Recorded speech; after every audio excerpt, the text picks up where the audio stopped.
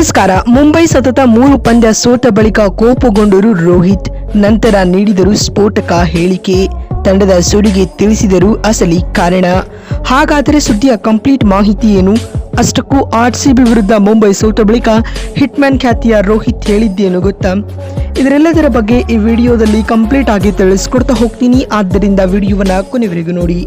ಆದರೆ ಅದಕ್ಕಿಂತಲೂ ಮುನ್ನ ನೀವು ಕೂಡ ಆರ್ಸಿಬಿ ತಂಡದ ಅಭಿಮಾನಿಗಳಾಗಿದ್ರೆ ಈ ಕೂಡಲೇ ವಿಡಿಯೋಗೊಂದು ಲೈಕ್ ಮಾಡಿ ಮತ್ತು ನಮ್ಮ ಚಾನೆಲ್ಗೊಂದು ಸಬ್ಸ್ಕ್ರೈಬ್ ಮಾಡಿ. ಹೌದು, ನಿನ್ನೆ ಮುಂಬೈನ ವಾಂಖೆಡೆ ಸ್ಟೇಡಿಯಂನಲ್ಲಿ ನಡೆದ IPLನ 20ನೇ ಪಂದ್ಯದಲ್ಲಿ ಮುಂಬೈ ಆರ್ಸಿಬಿ ವಿರುದ್ಧ 18 ರನ್ಗಳ ಹೀನಾಯ ಸೋಲು ಎದುರಿಸಿದೆ. ಈ ಸೋಲಿನೊಂದಿಗೆ ಟೂರ್ನಿಯಲ್ಲಿ ಮುಂಬೈ ಸತತ 3ನೇ ಸೋಲಿನ ಮುಖಭಂಗವನ್ನು ಎದುರಿಸುವ ಮೂಲಕ ಹೀನಾಯ ಪ್ರದರ್ಶನವನ್ನು ನೀಡುತ್ತಿದೆ.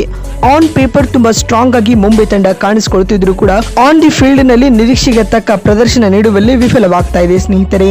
ನಿನ್ನೆ ಬೌಲರ್ಗಳು 240 ರನ್ ಹೊಡೆಸಿಕೊಂಡ್ರೂ ಕೂಡ ಬ್ಯಾಟಿಂಗ್ ವಿಭಾಗದಲ್ಲಿ ಟಾರ್ಗೆಟ್ ಬೆನ್ನಟ್ಟುವಾಗ ಚೇಸ್ ಮಾಡಬೇಕೆನ್ನುವ ಇಂಟೆಂಟ್ ಮುಂಬೈ ತಂಡದ ಯಾವೊಬ್ಬ ಆಟಗಾರನಲ್ಲಿಯೂ ಕಾಣಲಿಲ್ಲ. ಇದು ತಂಡದ ಸೋಲಿಗೆ ಪ್ರಮುಖ ಕಾರಣ ಅಂತಾನೆ ಹೇಳಬಹುದು. ಇದಕ್ಕೂ ಮುನ್ನ ವಾಂಖೆಡೆ ಸ್ಟೇಡಿಯಂನಲ್ಲಿ ಸ್ಟಾರ್ಟ್ ಆದ ಈ ಮ್ಯಾಚ್ ನಲ್ಲಿ ಟಾಸ್ ಸೋತು ಮೊದಲು ಬ್ಯಾಟಿಂಗ್ ಮಾಡಿದ ಆರ್ಸಿಬಿ ಭರ್ಜರಿ ಪ್ರದರ್ಶನವನ್ನೇ ನೀಡಿತು. ಓಪನಿಂಗ್ ಜೋಡಿಯಾದ ಕೊಹ್ಲಿ ಹಾಗೂ ಸಾಲ್ಟ್ 120 ರನ್ಗಳ ಪಾರ್ಟ್ನರ್ಶಿಪ್ ಕಟ್ಟಿದರು. ಪರಿಣಾಮವಾಗಿ ಆರ್ಸಿಬಿ ನಿಗದಿತ 20 ಓವರ್ಗಳಲ್ಲಿ 4 ವಿಕೆಟ್ ನಷ್ಟಕ್ಕೆ 240 ರನ್ ಪೇರಿಸಿತು. ಸಾಲ್ಟ್ 78, ಪಾಟೀದಾರ್ 53 ಮತ್ತು ಕೊಹ್ಲಿ 50 ರನ್ ಬಾರಿಸಿದರು. ಈ ಗುರಿಯನ್ನು ಬೆನ್ನಟ್ಟಿದಂತ ಮುಂಬೈ ಬ್ಯಾಟಿಂಗ್ ವಿಭಾಗದಲ್ಲಿ ವಿಫಲತೆಯನ್ನ ಕಂಡಿತು. ಪರಿಣಾಮವಾಗಿ 20 ಓವರ್ಗಳಲ್ಲಿ 222 ರನ್ ಬಾರಿಸಲಷ್ಟೇ ಶಕ್ತವಾಯಿತು. ಇದರೊಂದಿಗೆ ಆರ್ಸಿಬಿ ಈ ಪಂದ್ಯದಲ್ಲಿ 18 ರನ್ಗಳ ಗೆಲುವು ದಾಖಲಿಸಿದರೆ ಅತ್ತ ಶರ್ಫೆನ್ ರುದರ್ಫೋರ್ಡ್ ಅಜೇಯ 71 ರನ್ ಬಾರಿಸಿದರು. ಇತ್ತ ಸುಯೇಶ್ ಶರ್ಮಾ 2 ವಿಕೆಟ್ ಕಿತ್ತು ಮಿಂಚಿದರು. ಇನ್ನೀಗ ಪಂದ್ಯ ಸೋತ ಬಳಿಕ ಮಾತನಾಡಿದ ತಂಡದ ಮಾಜಿ ನಾಯಕ ರೋಹಿತ್ ಈ ರೀತಿಯಾಗಿ ಹೇಳಿದ್ದಾರೆ. ಈ ಸೋಲಿಗೆ ಒಂದು ನಿರ್ದಿಷ್ಟ ಕಾರಣವನ್ನು ನೀಡಲು ಕಷ್ಟವಾಗುತ್ತಿದೆ. ಈ ಪಿಚ್ನಲ್ಲಿ 241 ರನ್ಗಳ ಗುರಿಯನ್ನು ಬೆನ್ನಟ್ಟುವುದು ಸವಾಲಿನದ್ದಾಗಿತ್ತು. ನಾವು ಉತ್ತಮ ಜೊತೆ ಆಟಗಳನ್ನು ಪ್ರದರ್ಶಿಸುವಲ್ಲಿ ವಿಫಲರಾದೆವು ಎಂದು ರೋಹಿತ್ ಬೇಸರವನ್ನ ವ್ಯಕ್ತಪಡಿಸಿದ್ದಾರೆ. ಮತ್ತು ಜಸ್ಪ್ರೀತ್ ಬುಮ್ರಾ ಅವರನ್ನ ಡೆತ್ ಓವರ್ಗಳಿಗೆ ಕಾಯ್ದಿರಿಸುವ ನಿರ್ಧಾರದ ಬಗ್ಗೆ ಮಾತನಾಡುತ್ತಾ, ನಾವು ತಂಡದ ಹಿತದೃಷ್ಟಿಯಿಂದ ನಿರ್ಧಾರಗಳನ್ನು ತೆಗೆದುಕೊಳ್ಳುತ್ತೇವೆ.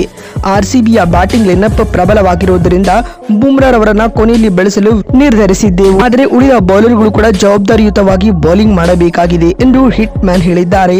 ಮಾತು ಮುಂದುವರಿಸಿದ ಅವರು, ತಂಡದಲ್ಲಿ ಪದೇ ಪದೇ ಮಾಡುತ್ತಿರುವ ಬದಲಾವಣೆಗಳ ಬಗ್ಗೆ ಕೇಳಿದಾಗ ನಾವು ಗೆಲ್ಲದೆ ಇರುವಾಗ ತಂಡದ ಸರಿಯಾದ ಕಾಂಬಿನೇಷನ್ ಹುಡುಕುವುದು ಅನಿವಾರ್ಯವಾಗುತ್ತದೆ.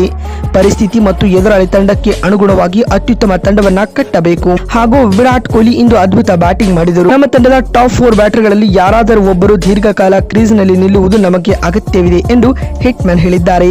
ವೈಯಕ್ತಿಕವಾಗಿ ಆಟಗಾರನಾಗಿ ನನ್ನ ಜವಾಬ್ದಾರಿಯನ್ನು ನಾನು ಅರ್ಥ ಮಾಡಿಕೊಂಡಿದ್ದೀನಿ. ತಂಡವು ನನ್ನಿಂದ ನಿರೀಕ್ಷಿಸಿದ ಪ್ರದರ್ಶನ ನೀಡಲು ಸಾಧ್ಯವಾಗುತ್ತಿಲ್ಲ.